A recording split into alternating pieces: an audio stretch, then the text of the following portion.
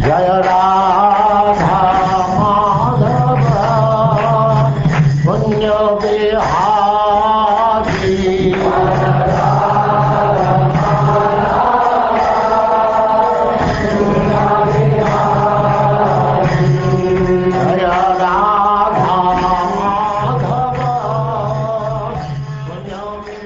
And now Chapter 10, Deliverance of the Yamal Arjun Trees.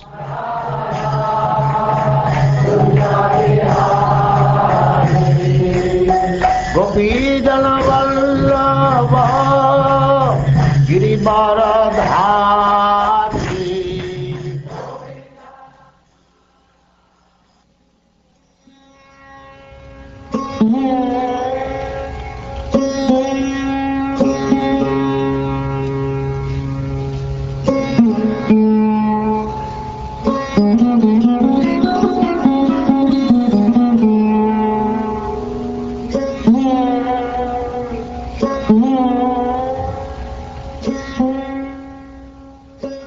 King Pariksit inquired from Shukdev Goswami, O great and powerful saint, what was the cause of Nalakuvaras and Manigrivas having been cursed by Narad Muni?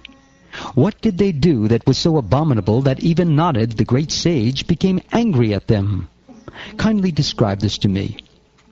O King Pariksit, because the two sons of Kuvera had been elevated to the association of Lord Shiva, of which they were very much proud, they were allowed to wander in a garden attached to Kailasa hill, on the bank of the Mandakini river.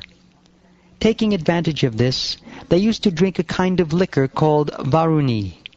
Accompanied by women singing after them, they would wander in that garden of flowers, their eyes always rolling in intoxication. Within the waters of the Mandakini Ganges, which were crowded with gardens of lotus flowers, the two sons of Kuvera would enjoy young girls, just like two male elephants enjoying in the water with female elephants. We're having a wonderful time.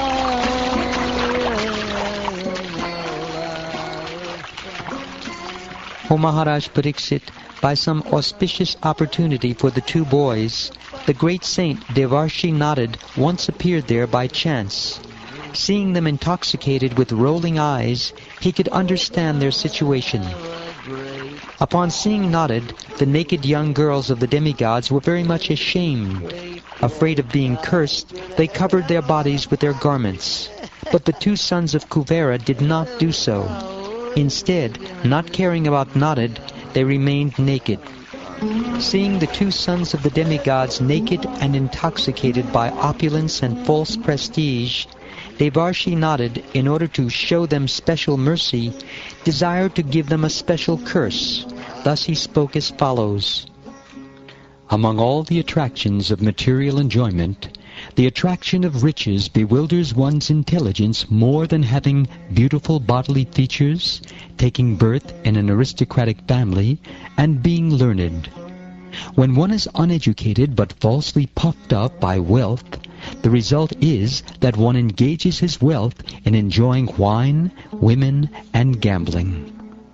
Unable to control their senses, rascals who are falsely proud of their riches or their birth in aristocratic families are so cruel that to maintain their perishable bodies, which they think will never grow old or die, they kill poor animals without mercy.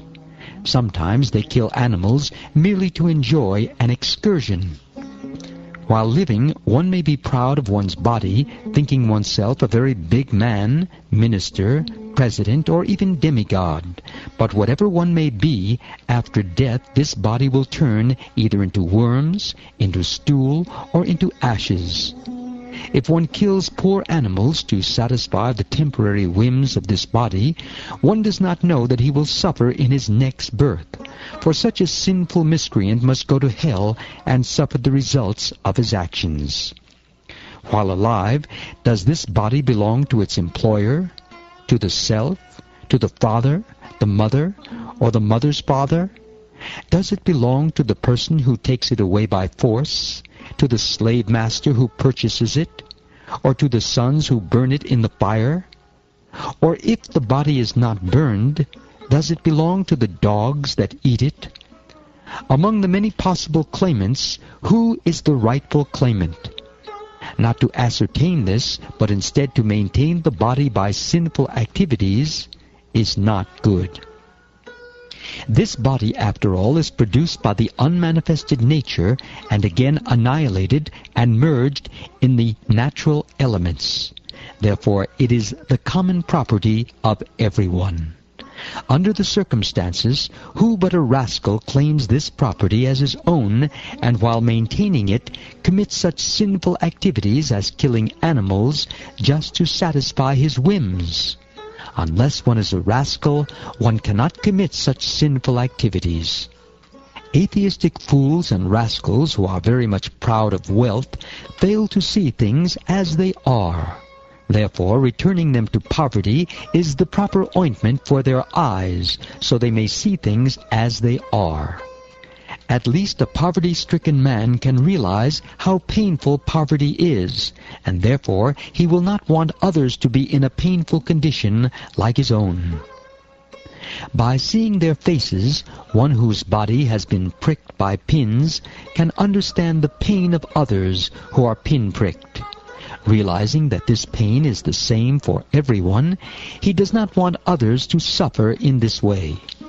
But one who has never been pricked by pins cannot understand this pain. A poverty-stricken man must automatically undergo austerities and penances because he does not have the wealth to possess anything. Thus his false prestige is vanquished. Always in need of food, shelter, and clothing, he must be satisfied with what is obtained by the mercy of Providence. Undergoing such compulsory austerities is good for him, because this purifies him and completely frees him from false ego. Always hungry, longing for sufficient food, a poverty-stricken man gradually becomes weaker and weaker. Having no extra potency, his senses are automatically pacified. A poverty-stricken man, therefore, is unable to perform harmful, envious activities. In other words, such a man automatically gains the results of the austerities and penances adopted voluntarily by saintly persons. Saintly persons may freely associate with those who are poverty-stricken, but not with those who are rich. A poverty-stricken man, by association with saintly persons, very soon becomes uninterested in material desires, and the dirty things within the core of his heart are cleansed away. Saintly persons, or sadhus, think of Krishna 24 hours a day. They have no other interests. Why should people neglect the association of such exalted spiritual personalities and try to associate with materialists, taking shelter of non-devotees, most of whom are proud and rich? Therefore, since these two persons, drunk with the liquor named Varuni or Madhavi, and unable to control their senses, have been blinded by the pride of celestial opulence, and have become attached to women, I shall relieve them of their false prestige. Full time. It's a great time to enjoy. Yeah, let's enjoy. These two young men, Nalakuvara and Manigriva, are by fortune the sons of the great demigod Kuvera. But because of false prestige and madness after drinking liquor, they are so fallen that they are naked, but cannot understand that they are. Therefore, because they are living like trees, for trees are naked but are not conscious, these two young men should receive the bodies of trees. This will be proper punishment. Nonetheless, after they become trees, and until they are released, by my mercy they will have remembrance of their past sinful activities. Moreover, by my special favor, after the expiry of 100 years by the measurement of the demigods, they will be able to see the Supreme Personality of Godhead, Vasudeva, face to face, and thus revive their real position as devotees.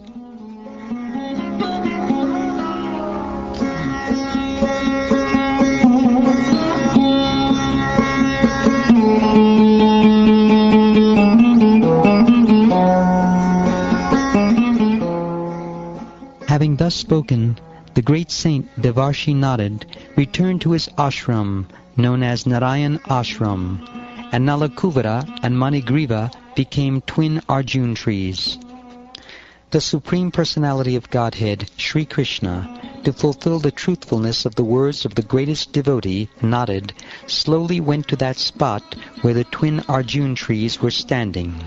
He said, "Although these two young men are the sons of the very rich Kuvera, and I have nothing to do with them, Devarshi Narad is my very dear and affectionate devotee, and therefore, because he wanted me to come face to face with them, I must do so for their deliverance." Having thus spoken, Krishna soon entered between the two Arjun trees, and thus the big mortar to which he was bound turned crosswise and stuck between them. By dragging behind him with great force the wooden mortar tied to his belly, the boy Krishna uprooted the two trees. By the great strength of the Supreme Person, the two trees, with their trunks, leaves, and branches, trembled severely and fell to the ground with a great crash.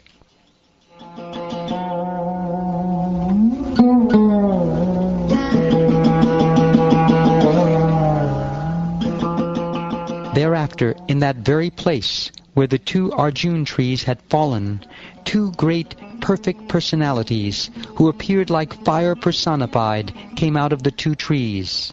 The effulgence of their beauty illuminating all directions, with bowed heads they offered obeisances to Krishna, and with hands folded they spoke the following words. O Lord Krishna, your opulent mysticism is inconceivable. You are the Supreme Original Person, the cause of all causes, immediate and remote, and you are beyond this material creation. Learned Brahmins know, on the basis of the Vedic statement, Sarvam Kalvidam Brahma, that you are everything, and that this cosmic manifestation, in its gross and subtle aspects, is your form. You are the Supreme Personality of Godhead, the controller of everything. The body, life, ego, and senses of every living entity are your own self. You are the Supreme Person, Vishnu, the imperishable controller. You are the time factor, the immediate cause, and you are material nature, consisting of the three modes, passion, goodness, and ignorance. You are the original cause of this material manifestation. You are the Supersoul, and therefore you know everything within the core of the heart of every living entity. O Lord, you exist before the creation. Therefore, who, trapped by a body of material qualities in this material world, can understand you? O Lord, whose glories are covered by your own energy, you are the Supreme Personality of Godhead. You are Sankarshan, the origin of creation, and you are Vasudeva, the origin of the Chaturvyuha. Because you are everything, and are therefore the Supreme Brahman, we simply offer our respectful obeisances unto you. Appearing in bodies like those of an ordinary fish, tortoise, and hog, you exhibit activities impossible for such creatures to perform, extraordinary, incomparable, transcendental activities of unlimited power and strength. These bodies of yours, therefore, are not made of material elements, but are incarnations of your Supreme Personality. You are the same Supreme Personality of Godhead, who have now appeared with full potency for the benefit of all living entities within this material world. O supremely auspicious, we offer our respectful obeisances unto you, who are the Supreme Good. O most famous descendant and controller of the Yadu dynasty, O son of Vasudeva, O most peaceful, let us offer our obeisances unto your lotus feet. O Supreme Form, we are always servants of your servants, especially of Narad Muni. Now give us permission to leave for our home. It is by the grace and mercy of Narad Muni that we have been able to see you face to face. Henceforward, may all our words describe your pastimes. May our ears engage in oral reception of your glories. May our hands and legs and other senses engage in actions pleasing to you. And may our minds always think of your lotus feet. May our heads offer our obeisances to everything within this world, because all things are also your different forms. And may our eyes see the forms of Vaishnavas, who are non-different from you.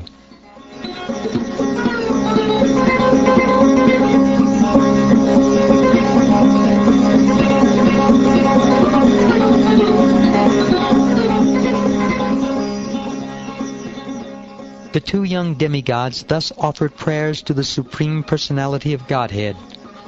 Although Sri Krishna, the Supreme Godhead, is the master of all, and was certainly Gokuleshvara, the master of Gokul, he was bound to the wooden mortar by the ropes of the gopis, and therefore, smiling widely, he spoke to the sons of Kuvera the following words. The great saint Narad Muni is very merciful. By his curse, he showed the greatest favor to both of you, who were mad after material opulence and who had thus become blind. Although you fell from the higher planet Svargaloka and became trees, you were most favored by him. I knew all of these incidents from the very beginning. When one is face to face with the sun, there is no longer darkness for one's eyes. Similarly, when one is face to face with a sadhu, a devotee who is fully determined and surrendered to the Supreme Personality of Godhead, one will no longer be subject to material bondage. O Nalakuvara and Manigriva, now you may both return home. Since you desire to be always absorbed in my devotional service, your desire to develop love and affection for me will be fulfilled, and now you will never fall from that platform.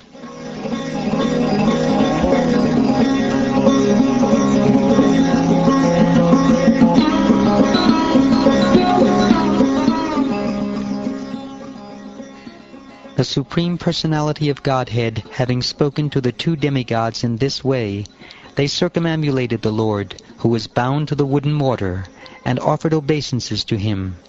After taking the permission of Lord Krishna, they returned to their respective homes.